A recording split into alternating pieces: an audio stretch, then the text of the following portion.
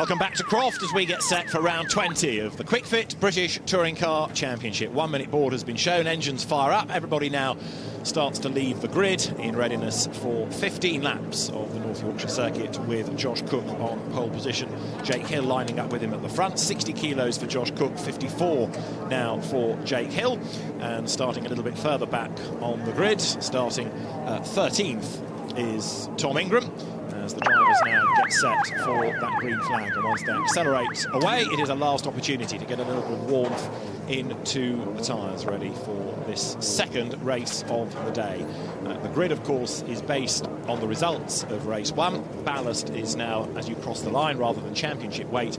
And in a moment, that green flag will flutter to get everybody off the line for this formation lap, except for Jack Goff, whose car has ended up in the pit lane. It was on the grid. You can just see the car, in fact, outside its pit garage. We'll try and get to the bottom of what the drama is, but Jack Goff's car off the grid and into the pit lane. So fingers crossed it will start, but I'm afraid to say we'll have to wait and see. Right, everybody accelerates away then, making the run down towards Clevo Corner. We heard from Michael Crease a little while ago, set for his 50th BTCC start.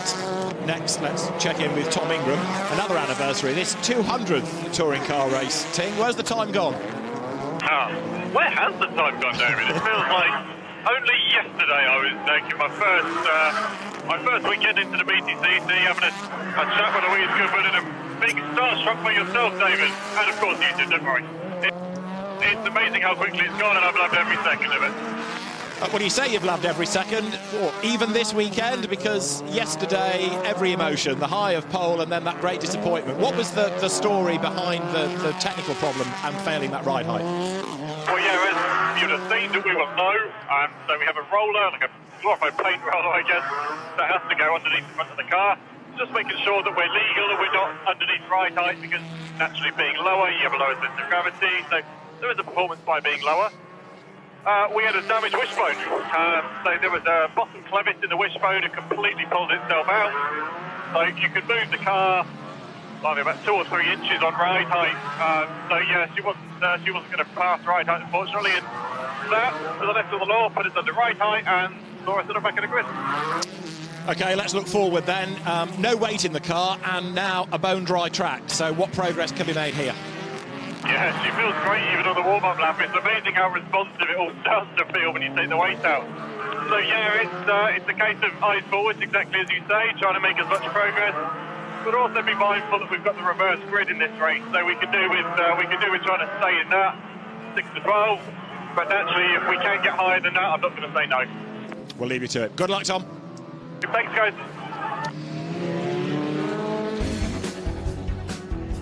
For round 20 of the championship, Josh Cook will start on pole position. Jake Hill with him at the front of the grid. Colin Turkington and Ash Sutton share row 2 ahead of Rory Butcher and Tom Chilton. Matt Neal will start next ahead of Bobby Thompson, then Adam Morgan and Dan Camish round out the top 10 on the grid. Tom Oliphant starts from 11th, then it's Chris Smiley. Tom Ingram is 13th ahead of Ollie Jackson and Stephen Jelly, with Aidan Moffat starting 16th on the grid. 17th would have been Jack Goff, the car in the pit lane. 18th is Senna Proctor ahead of Mike Bushell and Carl Boardley. Then you've got Andy Neate starting 21st ahead of Michael Crease. Jack Butel, steering dramas for him in the earlier race, and engine drama for Nicholas Hamilton. They're 23rd and 24th on the grid, with Sam Osborne starting on the back road. Sadly, Jack Constable not getting into the race again either. So 1 or 2 gaps on that grid, 1 or 2 question marks. Nicholas Hamilton's car, I fear, may not be there either. There is Sam Osborne. He pitted early in the first race and admitted it was kind of his fault, really. He had a moment and did a bit of damage and therefore had to come into the pit lane. But he's another one to see what progress can be made up from the back of the grid. So hopefully Jack Goff will start from the pit lane if he starts at all. No Constable, no Hamilton on the grid. But Josh Cook from 0 ballast to 60 kilos. That's going to be a very different feeling on the Civic now. And the green flag shown at the back means that everybody is back for the warming up lap. So can Colin Turkington, can Ash Sutton get an absolute zinger of a start from the second row of the grid? Let's find out as the lights go out now. We're racing at Croft. Good start made by both the rear-wheel drive cars, but it's going to be Josh Cook that hangs on to the advantage. Ingram's on the grass, 2 wheels on the lawn as he comes down to Clevo. It's going to be Josh Cook that hits the front, and Turkington goes very deep into the corner and through the gravel. Sutton's ahead of him, and Turkington's in the tyre barrier. That is not something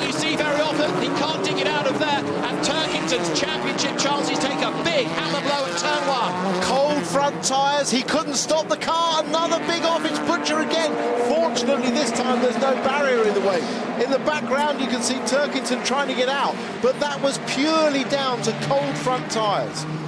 So there was a bit of rubbing into turn one. Turkington, the one that came off worst, spat out into the gravel. Butcher spat out into the weeds. Safety car deployed. Cook leads Hill, leads Sutton into third place. They're going to be behind the safety car. Ingram's made good progress. You can see he's on the back of Adam Morgan. They'll race until they get to the boards as Hill gets right into the back of Josh Cook into Sunny in. But the safety car deployed with Turkington in the gravel at the first corner. And that is very much advantage Sutton now. Sutton is weaving to get more heat into his tyres until they get to a safety car board. They haven't seen one yet. Is there one at the marshal's post here? I'm looking for it. There's a lot of blocking at the front. There must be at least at the start-finish line, but they haven't seen it yet. No board there on the inside of the marshal, is there? They'll come up towards the line. There was a yellow flag. There's another one on the pit straight. So now the message gets through. Everybody has to slow right down. And Josh Cook leads a real helter-skelter first lap. Yeah, great starts, actually, by Josh Cook and Jake Hill. They both were in front of Turkington. Turkington locked up and just clipped the back of Hill's car. Was lucky not to spin him out, as I'm sure we'll see, but just could not stop the car. So huge championship advantage swings to Sutton. And the other question is whether Rory Butcher was able to dig himself off the grass on the infield, and indeed what's happened to Ollie Jackson on the first lap. He's not come through either. So off the start line, Cook and Hill make good start. Hill gets across the road in front of Turkington. Now watch Turkington. He locks up here, clips the back of Hill, but just can't stop the car. Off he goes, and unfortunately the momentum and trajectory takes him into the gravel. Ollie Jackson into the pits at the end of the opening lap. Replay of the start from Turkington. Yeah, on board, this will be interesting. He makes an average start, not a really good one, and then a little, wait for it, just can't stop the car. Can't stop the car. And the tyre barrier awaits with open arms to ensnare the BMW. So that was the first incident, and then coming out of the chicane, Rory Butcher had his big moment, which put the Ford onto the grass on the inside of the field, and he has not got going. And Ollie Jackson had a drama somewhere, and he is in the pit lane. Safety car in this time. Ollie Jackson's out, last race winner from Silverstone. He's out of the car, so not a good start this race for Motorbase with Butcher off and Hill out. Now, my esteemed colleague, Mr. Paul O'Neill, did notice a slight bit of contact between Sutton and Turkington on that start, and that may have, that was just the cold right-hand tyres, and he just flew off the road. But it may have destabilised Turkington's car a little bit on the run down to the braking area. They're back underway. Just wondered whether Butcher might not have had a little rub from Adam Morgan. I think we're very close up behind him. However, we'll let people argue that out after the race, which is about to get back underway. Safety car is in, green flags fly, racing again as Cook, Hill, Sutton lead over the line. It is Matt Neal fourth, Tom Chilton is fifth, in sixth is Bobby Thompson. They dive down towards Clermont with seventh being Adam Morgan, eighth is Ingram, ninth is Oliphant, Chris Smiley is in 10th place. And can Josh Cook get away while Jake Hill defends from Ash Sutton? Here they come through the chicane, and the top three already escaping as far as Matt Neal is concerned in fourth place, and he's got Chilton crawling all over the back of him. Well, the track temperature is up a little bit. It's up to 17 degrees, but you wouldn't know it looking at these cars sliding around all over the place. It was a Croft that BTC Racing had its first ever British Touring Car Championship success, courtesy of Dan Lloyd. And right now they've got one car in the lead. The other is fifth, and Chilton there, look, crawling all over the back of Matt Neal. Ingram is ahead of Adam Morgan then, so a place gain. That puts him up now into seventh spot. You're looking at the fight for fourth. Same type of Honda Civic, two different teams operating the cars, and Chilton is crawling all over the back of Neal. Yeah, there's a difference in tyre strategies again. You see Sutton weaving to generate some more temperature. Oh, somebody bit off in the back. There was some polystyrene flying in the background, or some fiberglass, but that was on the exit of Sunny out. But definitely there's some different tyre strategies. We heard Tom Ingram on the line talking about how some teams were taking brand new front tyres and scrubbed rears. That destabilises the car on a front-wheel drive car, but gives it more grip throughout the race.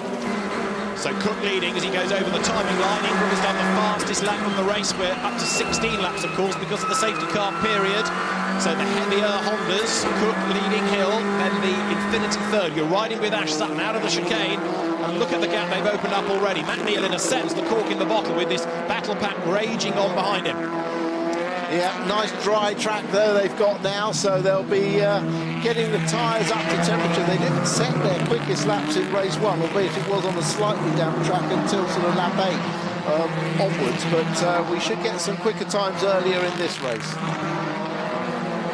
Out of the Jim Clark S's. Now Matt Neal just escaping a little bit from Chilton, who's busy defending from Ingram. That's Adam Morgan, who is in 8th place. He's got Oliphant behind a lock-up from Thompson, so Bobby Thompson loses out as well to Ingram. That is Camish now busy squabbling with both of the Hyundais. Smiley ahead of Proctor.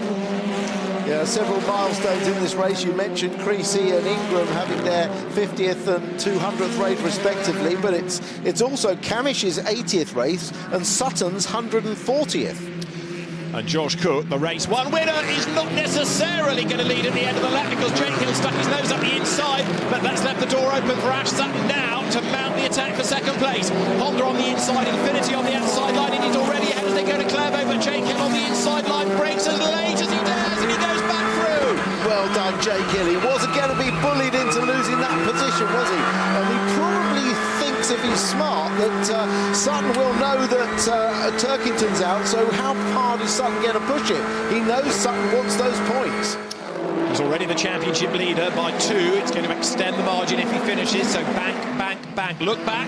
There you've got Matt Neal, but behind him it's going to be Ingram round the outside of Chilton, diving into Tower. Now remember, the Toyota is weight-free out of all of this, and Ingram is carving his way into contention. He'll have the inside line now going into the Jim Clark S's. Yeah, he leaves room. He left a lot of room for Chilton. He's going to sweep back across the track, but Chilton's there. Can he get the car stopped? He can. Well, Ingram left him a lot of room there. That was very generous of him. Thompson is next, then it's Morgan, Oliphant and Camish. Now don't forget, Dan Camish needs to score well because it was a bad qualifying, so he was mired in the pack in the first race and he needs to try to push forward, but it's not proving easy for him. No, and he's again got very little weight, only 6 kilos on, so that car should fly.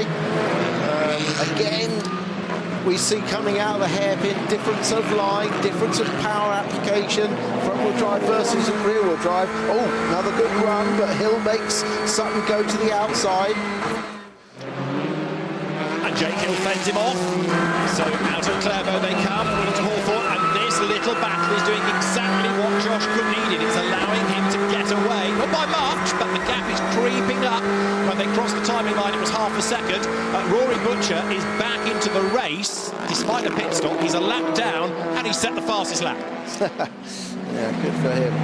22.2. That is actually, I'll just check against the lap record that was previously held. I believe that could be a quicker lap than we've ever seen here. No, we're still Colin Turkington's 1:22 dead from last year. So down towards Sunny heads Josh Cook in the lead. Through that double apex right-hander Sunny in. This is Sunny out, and then onto the power up towards the complex. It was half a second between him and Jake Hill at the start of the lap. It is Ash Sutton in 3rd place, and then you've got Matt Neal hanging on to 4th. Chilton is defending well from Ingram, whose car's picked up a little bit of damage on the left front corner. What progress of Michael Crease as well, because remember he started way back 22nd. He's up to 14th, going nicely as Sutton goes to the inside of Hill. This for 2nd place, there's contact, damage to the Infinity. Sutton backs out of it, lets Jake Hill keep the pace, but he has got a puncher. He's got a punch on the right front. That's exactly the sort of incident that he shouldn't have got involved in. He's going to hemorrhage points to Turkington. So Matt Neal is ahead of him, and Ash has got a long drag home now to the pit lane with effectively only 3 good tyres on the car. So a punctured right front. He's going to lose places, but crucially he is going to lose points. And this was a race as he goes off the road because it just won't turn. This was a race in which he should have banked a truckload. Yeah, and given himself a good position for race 3. I tell you what, if Ash Sutton loses this championship, he will have only himself to blame. This is the replay. He dives very late. There's not really as much of a gap. Inevitably, there's a bit of contact, and that causes the damage to the front of the puncture. He may well regret that move. He didn't need to make it. It was extremely marginal, and he's only ended up compromising himself and his championship. So it is all changed then within that leading group, as right now it is Josh Cook from Jake Hill getting away. Third is Matt Neal. Now Matt doesn't have to think about defending for the moment. He's closing on the delayed hill. Up into fourth place now has come Ingram. It's Chilton fifth. And of course, Ash Sutton is in danger of losing not only a lap as he limps to the pit lane, but another one while they change the tyre. And look further back, that is Dan Camish attacking Bobby Thompson. Thompson is having the weekend of his touring car life here, isn't he? Running up near the front. And that Audi has found a pace that we've not seen all season. It's going really well. I know it started the day well thanks to a good qualifying effort yesterday, but Thompson is showing just what he's capable of. Yeah, he's raced really well so far today. Keeping Camish at bay. Camish has got Morgan behind him. Bit of smoke out of the Mercedes there. Oh, that's damage as well, isn't it, from the right front corner. And this is Sutton feeling ever so deflated. Well, the only thing he can do now is put another tyre on and go for a point for fastest lap. He did it at Silverstone, but he's going to really kick himself. We love the way Ash Sutton races. Yeah. He's one of the stars of the championship. He's exciting to watch, but sometimes, and that's an example of it, discretion would be the better part of valour.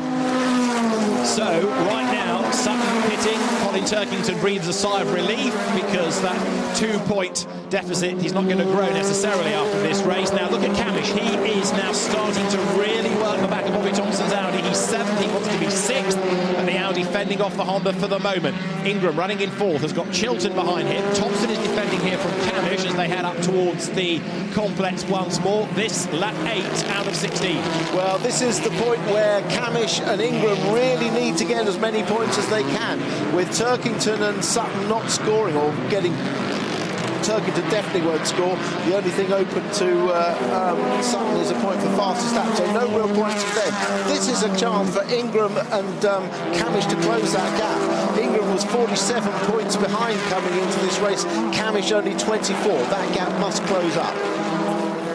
So both of them come to this situation of wanting as many points as possible, but not wanting to jeopardise those that they've got at the moment. So it's going to be interesting to see how they push towards the very end of the race. Now look at Matt Neal. We know that Jake Hill took a whack from Ash Sutton, so you can anticipate his car will have lost some pace through some damage. Matt Neal is getting closer and closer all the time. Yeah, he is, and he's not really in a position to help Camish at the moment. Camish is too far back, so Neal is definitely racing for himself. Rory Butcher with the fastest lap of the race to his credit. Cook to Hill 2 seconds, as with the maximum weight on board, Josh Cook continues to edge away. There is Hill in second place. Matt Neal now starting to get a little bit more energetic in his efforts to find a way through. Matt has recently been talking about maybe this actually being his last season. He's not had a win yet, and if it is going to be his farewell tour, so to speak, he desperately would like race wins within it. Here he comes on the back of Jake Hill. He's going for second place as he comes up now to complete lap number 9. Well, it's his 30th year in the British Touring Car Championship. Quite an incredible run of competitive action. So the championship will be all the poorer for not having Matt Neal if he does decide to retire. But on the other hand, he richly deserves it. Well, quite indeed. And of course, it's not the end necessarily of him in the paddock, because he would still run the team. And he is also suggesting that maybe his son Henry might, in the fullness of time, take over the seat in the team. So Josh Cook, race leader, comes out of tower, 2 seconds clear of this battle for second place. Jake Hill and Matt Neal. Remember, this car has got the full weight on board. We've talked about how the rear-wheel drive cars have carried it so well at certain places, but you have to say this Honda looking very comfortable with it. Yeah, it's going well at the moment. Remember here last year, we saw Andy Jordan win race 1 and 2, and through goes Neal on Jake Hill for second place, down through Barcroft into Sunny. Right, so Cook to Neal was 2.6 seconds. Matt Neal 24 kilos, Josh Cook 60 kilos. How much of that deficit can Matt eat into with coming up to 6 laps of the race to go? This still could be on for Matt. Very much so. It's the latter third of the race where the tyres start to struggle with the weight of the car. So Matt's definitely got the faster car at the moment. Can he take advantage of a lighter, faster car? Over the timing line they had, the gap is already down to 2.3 seconds then, so Matt Neal is on a charge. Jake Hill down in third place, but another podium would be good. It's been another up and down kind of a season for Jake. Once the reliability of that car was sorted out, it's been a consistent front runner, but right now it's giving away, of course, with another 30 kilos of weight in it compared to Matt Neal's car. You can understand why the pace has changed. And the car feels very different. He raced in the first race with only 6 kilos on, so it's going to feel very different. In actual fact, on that last lap, Neal's teammate Hamish got past Thompson. Remember, Thompson had been holding up for many laps, done a fine job, and he got through there. So both the Halfords, Yuasa Hondas moving forward a place. And a quick word about Jack Goff. Started from a pit lane and has got himself up into 19th spot as he tries to push on despite the problems that took him off the grid. So there is Neal in the first sector of this lap. He was fractionally quicker. Replay of Camish round the outside of Thompson at Tower. That was good. Yeah, he did it the hard way. He must have had a very good exit through the chicane, but a fine race, defensive race by Bobby Thompson. He's really going well this weekend. So there is Josh Cook, race leader, coming up to the end of lap 11. So winner of race 1, can he hang on to a race lead? Can he win race 2? What about Ingram relative to Jake Hill? Is that gap going to come down? It was 2.8 seconds last time across the line. Yes, it has come down, 2.1 seconds. Ingram is closing on Hill for 3rd. Now that is Chilton versus Camish. Dan Camish getting better and better as the race goes on. So for 5th place, 0.3 of a second behind them. Chilton versus Camish. It's a similar situation in a sense that you have for the race lead, the BTC car being hustled along by the Dynamics entry behind. Yeah, Matt Neal 0.3 of a second quicker than Josh Cook on that lap. Will that be enough? He needs a little bit more than that, I think, to close the gap. It's just over 2 seconds. Camish goes through Tower. Damage there on the Hyundai. That is the Senna Proctor car. He's picked up some damage. And Morgan's dropping back in the pack a little bit, isn't he? Aidan Moffat's keeping Stephen Jelly, and then also the pack behind at Bay, coming out of the Barcroft and then Jim Clark S's sequence. Chilton working goes so hard, but he gets it wrong. Out the inside goes Camish. Yeah, that was just pressure. It's very hard to brake there. You're braking on the turn from 140 plus miles an hour. It's really difficult. You just get it fractionally wrong, and the weight transfers, and you just can't slow the car down. So that made it easy for Camish to get through. I'm surprised that Senna Proctor hasn't received that black and orange meatball flag for the loose bonnet. That generally gets a flag, doesn't it? Because it's of the danger of it flying open. Yeah, if the air gets into it and rips it up. So let's see, there is Ingram going through. So Camish, remember, who's only got 6 kilos of weight in the car, 10th in race 1. As the race wears on, it looks ever racier against the heavier machinery out there. So we are now on to lap number 13. Camish is up into 5th. Can he go after Ingram? And Tom Oliphant's also been on his toes to get past Bobby Thompson. This is into the hairpin gap on the inside. The BMW goes through. Yeah, slotted that one in very neatly, didn't he? So Cook to Neal, 1.7 seconds now, with just under 4 laps to go. Oliphant comes up to have a go at Chilton as well.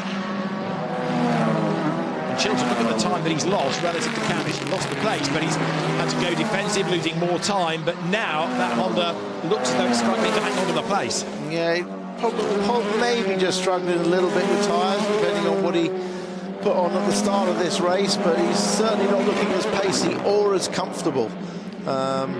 Just looking at lap times again, that gap at the front came down to 1.7 seconds at the end of the last lap.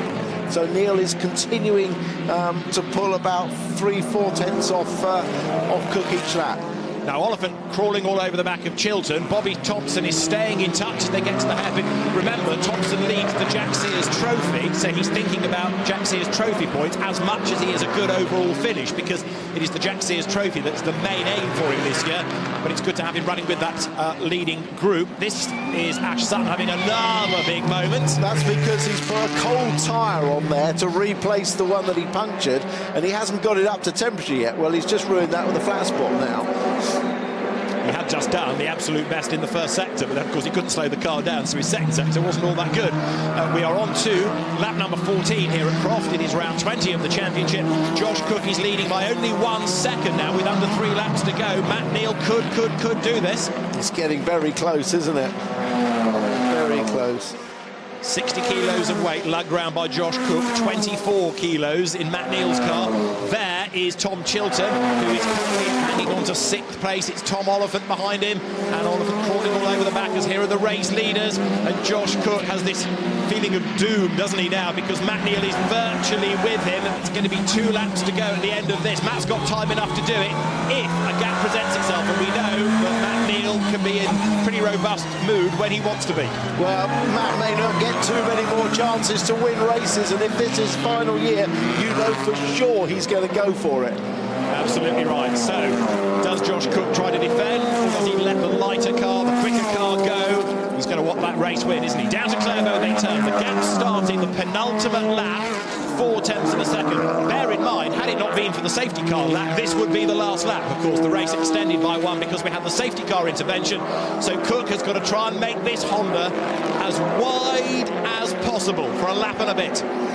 Cook very good through Hawthorns and the chicane there. He pulled out a little bit of a gap, but Neal closes it down on the brakes, as you'd imagine he would do, because of the weight difference between the 2 cars. So his best opportunity is in the last sector, where there's more braking and transfer of weight and direction for Matt Neal to get through.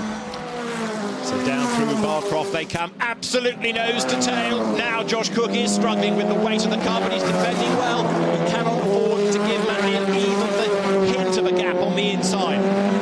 So Josh Cook then up towards the complex, ready to start the last lap. Either of these 2 could be the race winner. It's still Jake Hill in 3rd place. It's Tom Ingram in 4th, trying to back point to get himself back into the mix for the next event at Snetterton, but brake hard for the hairpin. Josh Cook now comes through the corner, and Matt Neal not able to get the run up alongside him. They're on to the last lap now. Yeah, Josh went in the middle of the road there just to block Matt Neal off. But here we go on to the last lap. What trick has Matt Neal got? He's got many up his sleeve, and he comes through Hawthorn. What Matt Neal doesn't know about British Touring Car Championship racing is not worth knowing. But Josh Cook then crossed the line 0.3 of a second ahead. He comes out on the chicane. Remember, he's got the heavier of the 2 cars, so Matt Neal, in theory, should be able to find a way by. But Josh has defended resolutely thus far. Matt closing up under braking into tower. Yeah, again, Josh Cook was very good through Hawthorns and the chicane, so he wasn't under threat. From the inside, he had a nice little gap coming to the braking area, but now we know the rest of the lap is all about Matt Neal's car. He's quicker on the rest of the lap. So they go through the Jim Clark S's, the kink at Barcroft, down to Sunny. Look, Neal closes, gets up the inside, turns Cook sideways, and he goes through. He didn't back out of it to let Josh keep the place, so Matt Neal goes through, but that surely is going to be discussed post-race. Yeah, that's a similar sort of gaining an advantage, isn't it? I mean, Cook is lucky he's still going, yes. And I suspect Matt Neal may get a little time penalty to switch those positions round, because he's definitely gained an advantage. It was a genuine attempt to pass cleanly, but it ended up in contact.